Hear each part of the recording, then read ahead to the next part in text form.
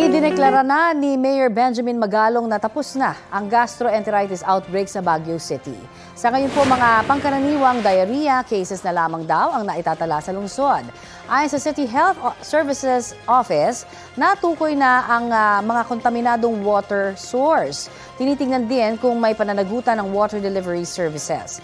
Tiniyak ni Magalong na ligtas inumin ang tubig na galing sa City Water District. January 10 nang ianunsyo ang gastroenteritis outbreak sa Baguio. Mahigit 3,000 residente at turista ang nagkasakit. Kapuso, para sa mga maiinit na balita, mag-subscribe sa GMA Integrated News sa YouTube. Sa mga kapuso naman abroad, subaybayan nyo kami sa GMA Pinoy TV at sa www.gmanews.tv.